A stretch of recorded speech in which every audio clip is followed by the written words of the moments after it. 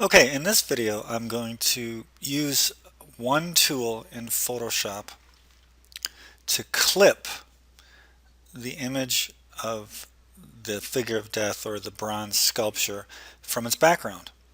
So that instead of this background, a table and a gray wall or whatever that is, that's just going to be a transparent background, okay?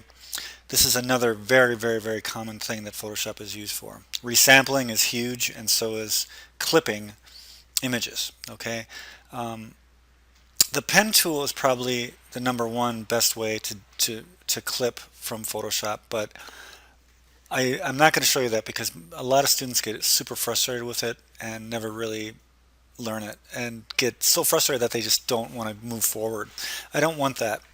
There's other ways to clip, and if you're really interested in being a professional graphic designer, you'll have plenty of opportunity to explore more advanced techniques later. And you can use a tool called the polygonal lasso tool right here in your tools panel. The shortcut is L, so click on that. Again, make sure your background, you should, if you opened up, as I did, this JPEG file, double clicked your layer, and then resampled it and saved it as a Photoshop document the way I demonstrated, you should only have one layer, okay? So you make sure that's not locked. What I'm going to do now is zoom in so you can see a little bit better. And I'm going to use Control plus. Remember, the zoom tool you can also use right here, or Control plus. Okay, I'm going to click on the polygonal lasso tool, and holding down my Shift key, I'm going to click and holding down the space bar, I'm going to click and drag to show you the edges here. Now, if you look carefully at the cursor, excuse me, you can see an arrow and like a polygonal symbol. The arrow is what you need to focus on. The tip of the arrow is where your clicks are going to be. The polygonal lasso tool is a series of clicks and straight lines between the clicks. Okay, that's the best way I can describe it. So if I click once and then just move the mouse around and then click again, I've got a straight line. I can keep doing that, okay, until I get back to the beginning. As soon as you hit that first point, you see how that zero icon appears. If I click there, that closes the selection. Okay, so what I've done here is created a selection. What I want to do, and if you want to deselect that, go to Select, Deselect, Control D. All right. So what you want to do is go for a contour. A contour is an imaginary line between one object and the space around it, or two objects butted up against each other. So in this case, the very edge of the sculpture is where you want to key on. And Photoshop has this smart capability using the polygonal lasso tool where if you click short little straight lines around a curve, it'll smooth it out so that you can kind of fake a curve, okay? And you don't have to copy exactly the contours of the sculpture for this homework assignment. You can exaggerate it, make it a little more illustrative. You can round it out where it's a little jagged, or vice versa, make it more jagged where it's not so rounded. And the reason I'm having you zoom in is so they can really see what you're doing.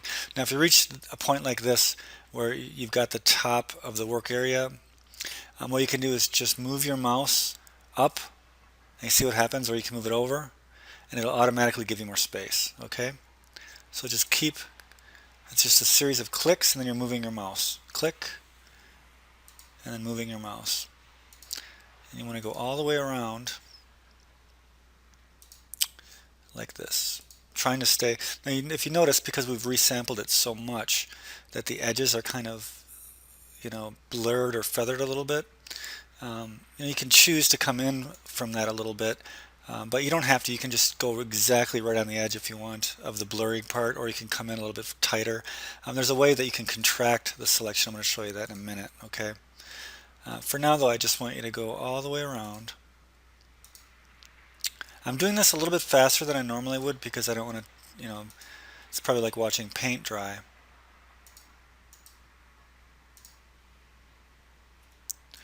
And of course you guys can fast forward, if you're getting bored with this part. And you see that I'm just moving the mouse off the live area so that you get more revealed. See that?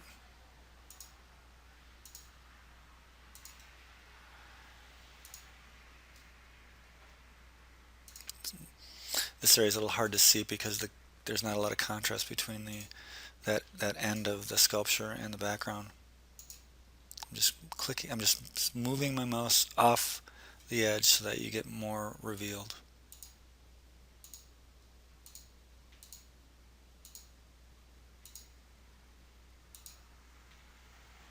Okay.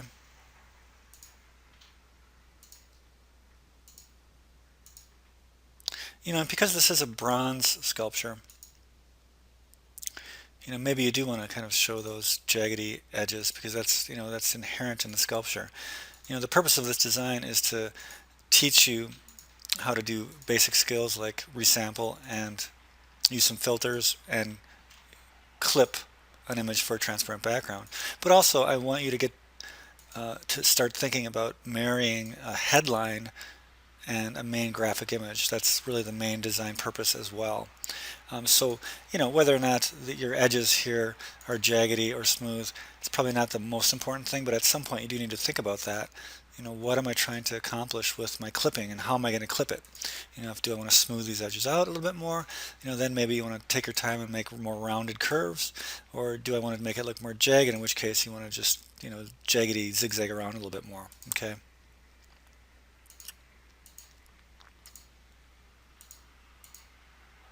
And we talked about professionalism, or I did in a video previously, versus amateurish. This is another way that you can make yourself look professional. If you can do a nice quality clip where the edges are nice and clean and realistic looking, that's going to go a long, long, long way towards making you look like a professional, even though you may not be. Okay. Almost done here. I'm going all the way around. And like I said, once you close the selection, Photoshop is going to be kind of smart in rounding out. Well, okay, now watch this. I want to go back because I want to include some of this dark area on the blade of the scythe or whatever it's called. So the way you can go back is hit the delete key on your background, and that'll take you back a step to each click. Okay, so just keep hitting delete, and you can go all the way back, and that's how you do that. Okay, but I think I want some of that dark area. I don't know why. And if you want to get rid of it, you can come in farther into more of the bronze color, or you can include more of this shadow area. It doesn't really matter.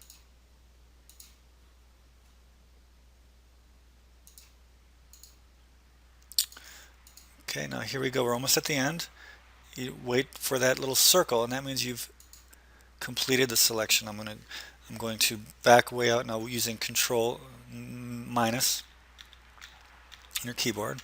Now you see what I've done is I've simply selected a part of a raster image that I want to ultimately create a transparent background for. Now the next step is a little trick. If your selection was made pretty close to the contour or right on the contour, very often you're going to have little fragments from the background or little fragments that just are going to make it not look realistic. So a rule of thumb is you probably want to contract the selection. The way you do that is go to Select, Modify, Contract, and you can contract by any amount of pixels you would like, but I'm going to start with 2 pixels and click OK. Now watch carefully the selection as I do this. Well, it's hard to see, but it came. I'm going to do it again. I'm going to exaggerate to show you. Modify, contract. I'm going to type in 20 pixels just so you can see what's happening. I'm going to click OK. And you see how that contracted way in like that? That's obviously too much. I think the 2 pixels was probably enough. If you're right on a contour, depending on the size of the raster graphic, 1, 2, or 3 pixels will probably be enough. Okay. So once you've done that, there's 2 ways you can make a transparent background. Okay. One way is to simply just copy and paste.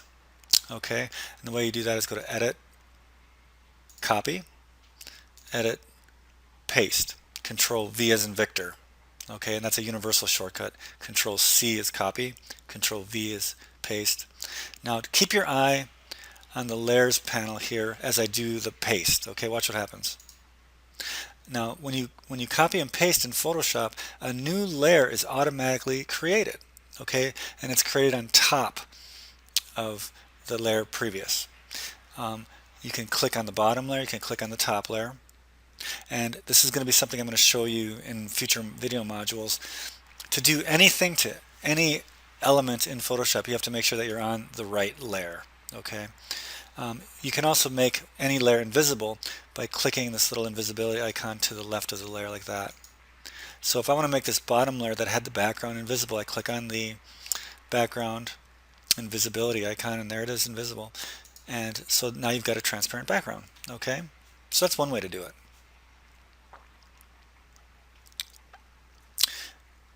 Now another way to do it is to inverse the selection. I'm going to show you that. But watch this. I want to go back now to where I was in my history. If you click on your history panel, you can go back as many steps as you want here. Okay, I can go back to where I opened it. I can go back to, where I had my selection.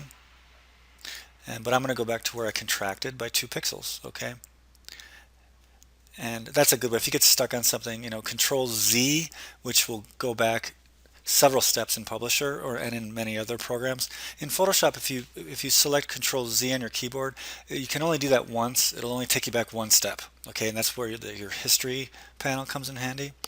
So here's another thing you can do. You've made your selection. You've contracted it by 2 pixels. Now you can go to Select, Inverse, and now you see how the outside of the image is selected as well as the the sculpture image.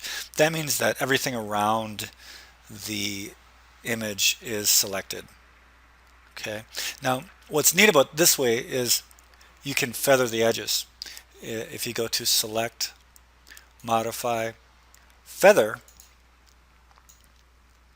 and a rule of thumb, 1 pixel feather gives you like a realistic look, 1 or 2. I'm going to click 1 pixel feather and click OK. And then immediately after you do that, just hit the delete key and you've deleted the background. Okay? Deselect is Control D or Select Deselect. And now the edges are slightly feathered, which makes them look a little realistic. Okay? So those are the 2 ways to do it. The advantage of the first way is that you still hung on to the background in case you may want to, use the image with the background later on, but I'm not going to worry about that for now, so I'm just going to do it this way. Okay, so there is your Photoshop document with a transparent background. I'm going to hit Save. Now in a program like InDesign, which is a design standard layout program for professional designers, you would use a Photoshop document with a transparent background for your images in InDesign. Okay, because it holds on to that transparent checkerboard pattern. And anytime in Photoshop you see this combination of white and gray checkerboards, that indicates a transparent background. But Publisher is made more for your everyday user, not so much for the professional designer. So they have set up Publisher where you can't use a Photoshop document for importing. Personally, I think it's kind of stupid, but maybe it has more to do with proprietary, Adobe versus Microsoft, I'm not sure. So what you have to do is you have to do something very counterintuitive, and I hope this doesn't confuse people. You need to save either a JPEG from Photoshop or a PNG PNG file from Photoshop to be able to import into Publisher from Photoshop, okay? A JPEG file is usually for the web, so I apologize if it's counterintuitive. And a PNG file is for the web as well, but what's cool about a PNG file is that you can hang on to the transparent background. Okay, so I'm going to show you how to do that right now. Alright, File. There's 2 ways to do this. Here's another counterintuitive way. Instead of Save or Save As, you want to select Save for Web. And if you look up to the upper right of your Save dialog box, there's a drop down where you can choose JPEG or Ping24, PNG24. You want to choose that one and give it a chance to think about it, because it's a pretty big file, okay? There. Now, as long as you have transparency selected here, you'll have a transparent background, okay? There, I just deselected it. Now you don't. Select transparency, now you do, okay? And then you can just click. So remember, Ping24 for transparent backgrounds, JPEGs if you're not worried about the transparent background, okay? And those are the two file types that you're going to be importing back into Publisher for your layout, okay? Hit save. And I'm going to navigate again to my week 3 folder. And instead of editable though, I'm going to call this Death Figure Transparent. And then .ping, and I'm going to hit save.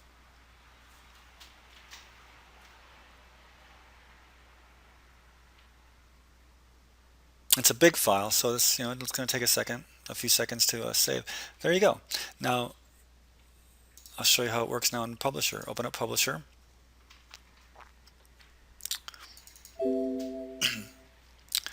Again, I'm going to create an 11 by 17 document. 1 page per sheet, 11 wide by 17 high. It's a poster. I'm going to leave 0.5 inch margins and hit OK. And then I'm going to go to Insert, Picture, navigate to my week 3 folder on my desktop.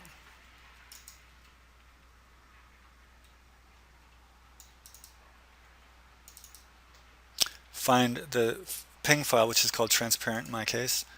Click Insert. And there it is. Okay. Now, if you have your image selected and you look up to the upper right, you see that it's 13.5 high by 9.9 wide. If I go back to my original Photoshop document, look at the image size. It's 19 high by 14.153. So I'm not sure why Publisher does that. I think it's really stupid, So one way you can change that is just type in the correct dimensions. I'm going to look one more time. Image size, image size. 14.15 by 9.3 by 19.3.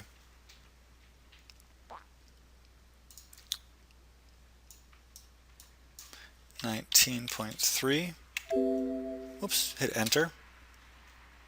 And you can see it constrained the proportions, so now it's 14.15 high. Okay, so this is actually the correct size. I don't know why it does that. I think it's, again, really stupid.